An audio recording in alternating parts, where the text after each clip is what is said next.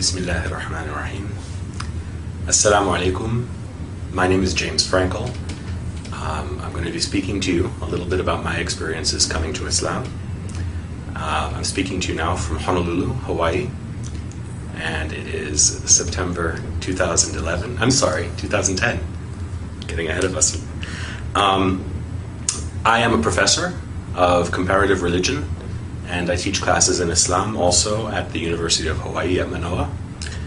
And I've lived in Hawaii now for just over 2 years, and just entering my third year. And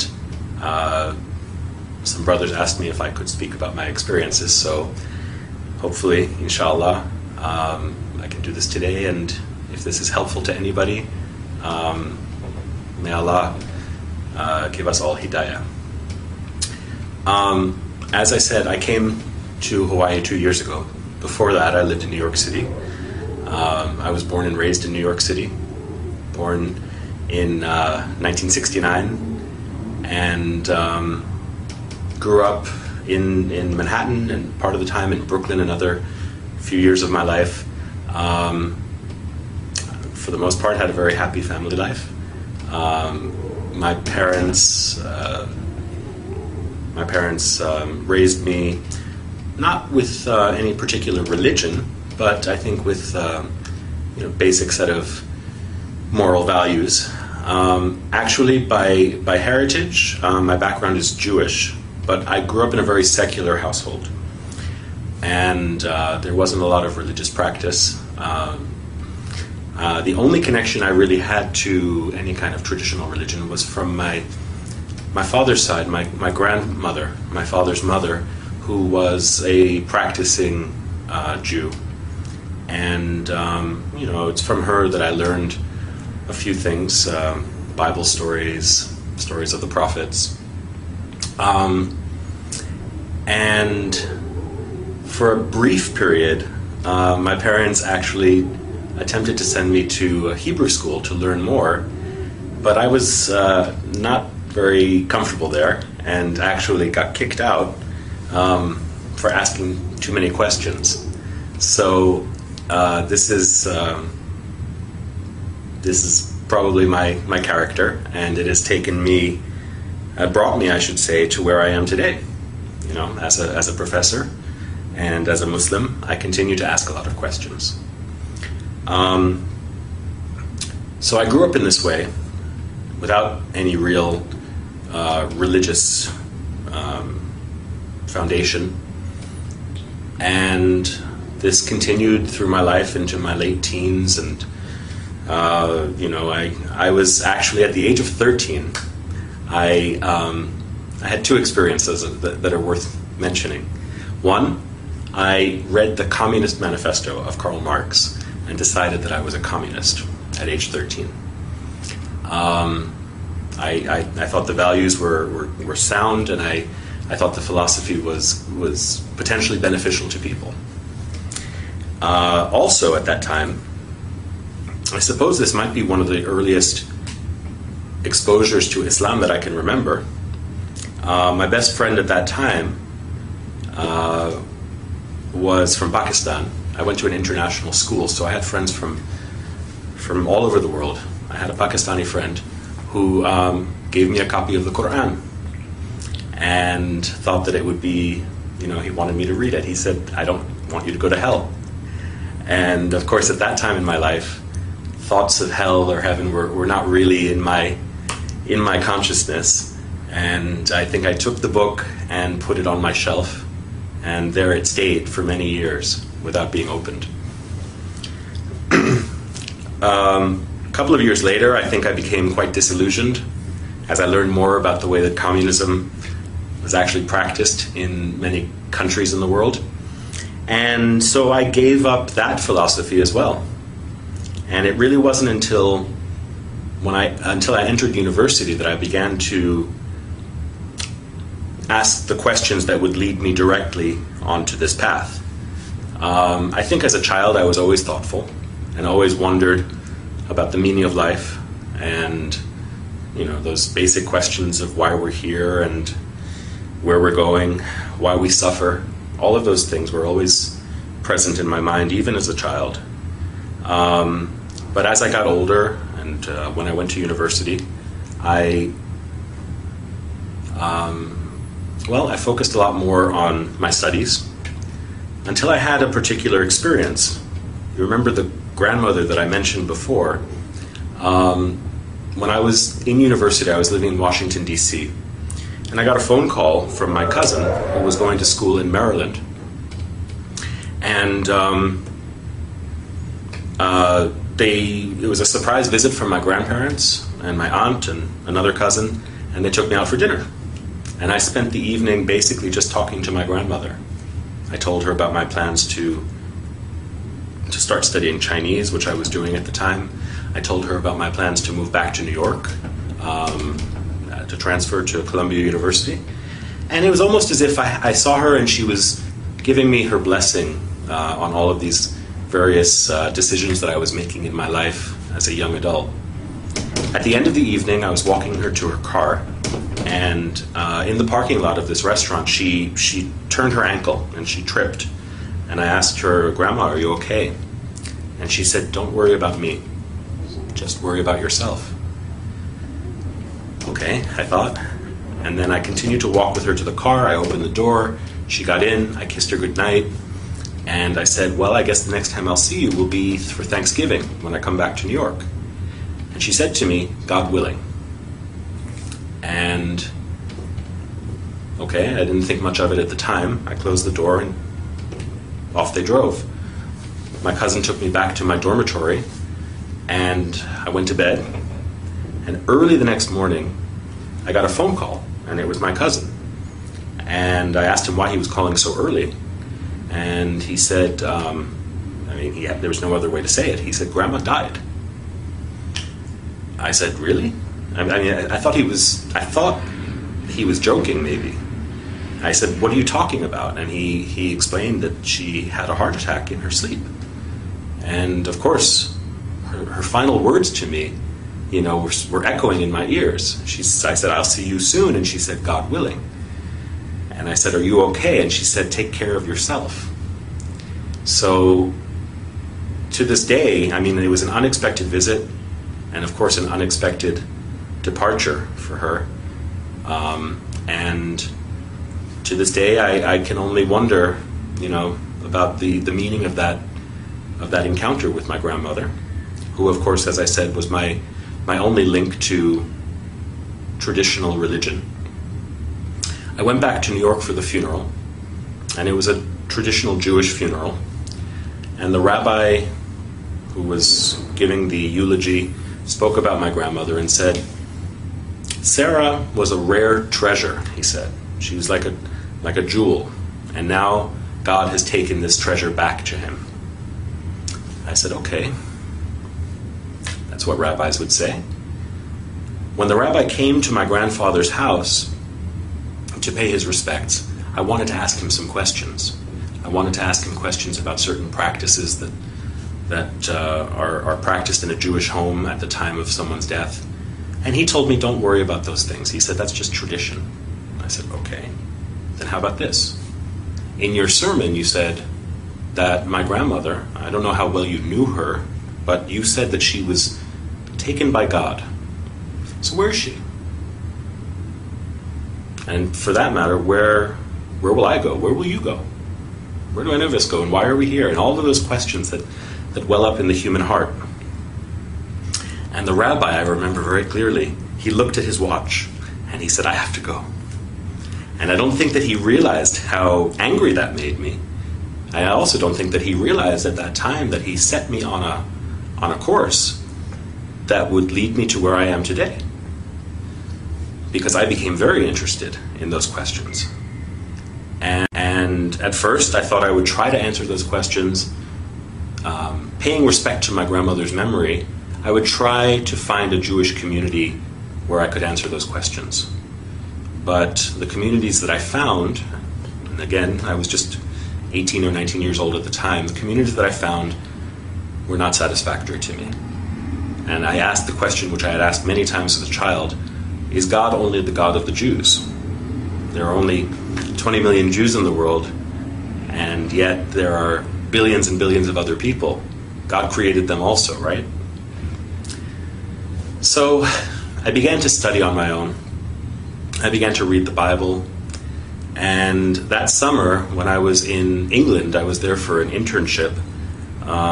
There were some Christians, some evangelical Christians, who sort of approached me and wanted to socialize. Of course, they also wanted me to accept their faith. I thought, okay, why not try Christianity? I've never really thought about it. And in reading the Bible, I came to develop a very strong feeling of love and respect for Jesus. But that extra leap that they wanted me to make, to accept Jesus as my Lord and my Savior, was not one that I could do. Jesus for me was more like a big brother. Jesus for me was more like a teacher. Jesus for me was a Jew. And I couldn't accept the claims that they were making about him. But as I said, I did develop a very strong feeling of affection towards him. I thought, okay, I'm not going to find any answers to my questions. On my own, I studied other things. I studied Eastern philosophies, Buddhism. I read the Upanishads. I studied Western philosophies, particularly Greek and Roman Stoic philosophy. But nothing really was answering the profound questions that I had. And one day, I was back in New York, just before I began my semester at my new school. And I was at Times Square, and this was back in the early 1990s. So Times Square was very different than it is today. It was much more seedy, kind of raw place. There were drug addicts and prostitutes, and there were all sorts of religious preachers. And I remember speaking to one guy. I always love to talk to people about religion, often as a skeptic. And there was one guy who was a Jew for Jesus. And he was telling me what he believed, and I had heard it before. To me, it was basically Christianity. And he asked me if I would pray with him. And I said, I'm sorry, I don't believe what you believe. He said, do you believe in God? And I said, I think I do. And he said, then pray with me. We'll just pray to God. And he put his hand on my shoulder, closed his eyes, and started speaking to the Father. And with his eyes closed, I started to look around at where I was, and I saw at the other corner these men with long black beards, white robes, jalabiya, white turbans. They were African or African American, but they looked like they had walked right off the pages of the Bible. They looked like Noah or Abraham or something like that. So I thought, well, I know you shouldn't judge a book by its cover, but why not? Why not talk to them? And I went over after the Jew for Jesus finished praying. I went over to them and I asked them what they were preaching. And they told me I probably wouldn't be interested in it. And I said, why not? And they said, well, because you're the devil. I said, really? I'm the devil. And they said, well, all white men are devils. And I said, if I'm the devil, let me just ask you this one question. If I am the devil, why am I so thirsty to know God? And they explained to me that even the devil believes in God. And I asked them, I said, where did you get this knowledge? I actually knew, I had written a paper in college about Malcolm X and the Nation of Islam. And so I understood that they were probably some derivative of that black nationalist movement. But I asked them what their source was for this claim of my satanic nature. And they gave me some verses from the Bible, Book of Daniel, I think. And I said, no. If I want the Bible, I can go down the street to the Jew for Jesus, or to some other Christian, what about your book? Don't you read the Quran? And they said yes. And so they gave me some verse to read from Surat Al-Kahf. And I took it home. I took home the paper that I wrote it on, and immediately I went up to my bookshelf where I had the Quran that was given to me about 6 years earlier by my friend Mansour. And I started reading. I looked for the passage that they had directed me to. And of course I read it, and there was no indication there that I was the devil or that any other white person was the devil. But since I started reading, I went to the beginning of the book, and I just began to read. And I read, and I read, and I read until I fell asleep with the book in my hands. And the next day, I read, and I read, and I read when I had some free time. And any time I had free time, between classes, when I was commuting to school on the New York City subway, I was just reading the Quran. And it moved me in a way that other books hadn't. Certainly in a way that the Bible didn't. The Quran's directness and the fact that the Lord of the worlds, right, the Creator, as the book describes the author, is speaking directly to you at times, very direct way, very intimately. It moved me in a way that I had not felt before, and I can't tell you where or when exactly. I know that there were times that I would read it, and sometimes I could feel tears in my eyes and running down my face. Sometimes I would read it and the hair on my arm would stand up, or on the back of my neck. And I can't pinpoint precisely the time or the place, but at some point I think that I had realized that I was reading the words of God. Well, around New Year's of that year, this is, I guess, about 1990, January of 1990, I was out with some friends from high school. We were having coffee, and we were just talking about what was going on in our lives. They asked me, what do you believe these days? Because they knew me when I was a communist, and they knew me when I went through many different phases as a young person. And they knew me as someone who didn't really believe in anything. So they asked me, and I said, well, I believe in God. And they said, really? What God? I said, there's only one God. And they said, where did you get this from? And I said, well, for me, it was from reading the Quran. And they said, so you've been reading the Quran, so you must believe that this is the message of God and Muhammad is the messenger of God. And I said, yeah, I guess so. So they said, okay, let me get this right. You believe that there's only one God and that Muhammad is his messenger. I said, yeah, when you put it that way, I do. And they said, you're a Muslim. And I laughed.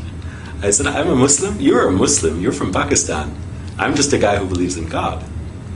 They said, no, you're a Muslim. If you believe that there is no God but the one God and that Muhammad is his messenger, you are a Muslim. And I was in shock. For the next few days, had to think about what that meant. And I contacted my friend Mansour, the one who had given me the Quran when I was 13 years old. He was at University of Pennsylvania, and he was working in the Muslim Students Association there, I think. I thought I'd heard that. And so I asked him if he could send me some literature that might, give an introduction to Islam, and also, the life and the requirements, I guess, of a Muslim. And he sent me a book or two, and one book in particular, Islam in Focus. I can't remember the author's name right now, but this book provided a very good introduction, not only to basic beliefs, but also to the 5 pillars of Islam. And I learned how to make salat. I learned how to pronounce the Shahada. I learned how to make my wudu. All of these things from that book. And I started praying. I guess you could say I was a closet Muslim, because I was living in my parents' home at that time, and I would close the door and I would say my prayers. And even the first time that I ever fasted in the month of Ramadan, I did it completely on my own. I had no community. I just found out what time the sun would rise and what time the sun would set, and ate at the times that were permitted. And so for the first 6 or 8 months of my life as a new Muslim, I did this completely alone. And my guide was the Quran and the book of this scholar. And that's the story of how I embraced Islam, actually. At a certain point, I had to tell my family. And so this was sort of coming out of the closet. And one night at dinner, I was sitting with my family, and I told them, I said, I've been reading the Quran. They said, yeah, we know. We've seen you carrying it everywhere. And I said, I really believe it. And I said, what I've learned is that besides believing, there are certain practical implications of that belief, which I have chosen to follow also. So I guess that makes me a Muslim. My mother's reaction was very strong. She cried. And I think she asked herself, and probably looked at my father and thought, where did we go wrong? How did this happen? I think my father's approach was much more relaxed. He probably thought to himself, well, my son was a communist when he was 13. He was, a skinhead when he was 16. He went through so many different phases, maybe this is just another phase. And I suppose both my mother and my father were onto something. I mean, this was a phase, but it wasn't just a passing phase, or so I thought, or hoped. And my mother must have realized that I was serious. But of course her reaction was one of fear and regret, which I suppose are understandable when one is ignorant and only has distorted perceptions based on misinformation or limited information. So there were great challenges in those first years trying to communicate with my parents. I have to say, alhamdulillah, they are very understanding, and they've been very patient, and we've come to a better understanding. At first I think my mother worried that I would turn into some kind of a monster. But I tried to reassure her that, since embracing Islam, I'm a better student. I think I'm a better son, And, it wasn't as though I was a bad person before Islam. Maybe for some people, setting foot on this path is necessary for them to be able to reform themselves. In my case, I thanked my parents, actually, for giving me the values that I was able to recognize when I came to Islam. And as I said, I wasn't a bad person, inshallah. Islam has made me, makes me, and will make me a better person. So, everybody's path is different, how they get there, and even once they embrace Islam, everybody has a different way of understanding this path. For me, it has a lot to do with learning and knowledge. I think that the basic purpose of life, the basic purpose of Islam, is to gain knowledge of ourselves, knowledge of our world, of our universe, and knowledge of our intimate relationship with Allah. So this has propelled me into my career. I don't know that I would be a professor today if I hadn't become a Muslim. I'm not saying that everybody should be a professor, but for me it's been a long journey of learning and now teaching. Along the way I've gained a great respect and appreciation for other religions also, which I don't think I would have had I not had this grounding in Islam. And I think that's something that new Muslims should take to heart, is that when one becomes a Muslim, one doesn't become a different person. Rasulullah sallallahu alaihi wasallam said that people bring to Islam what they had before. So even among his companions, there were people who had special talents or challenges, and these are ones that they would have to continue to work with or to work on after entering the path. So similarly, I think I can say that's true for me. There are many challenges, and life continues to have its struggles. It just requires patience. For me, this is almost a 20-year journey, and only Allah knows how and where it will end. So my advice to new Muslims, or even to people who have been Muslim for a long time, is just to bear with patience and see what Allah will surprise you with. Not with fear, but with love and with hope. If there are non-Muslims who are hearing me today, I think you owe it to yourself to know as much as you can about the things in the world around you. Islam is certainly present in the world. It's almost unavoidable in the news and in the world around us. And if you don't know any Muslims, probably will at some point. I think it behooves all of us to know each other. So, if you're curious, there are lots of resources out there. If you're in Hawaii, give me a call.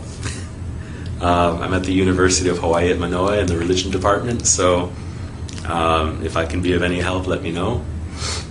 And even to those people who are from Muslim families or who are, we can always increase in knowledge and in compassion and in love for each other. So that's my wish for all of you, and thank you for listening. With that, I say Assalamu alaikum wa rahmatullahi wa barakatuh.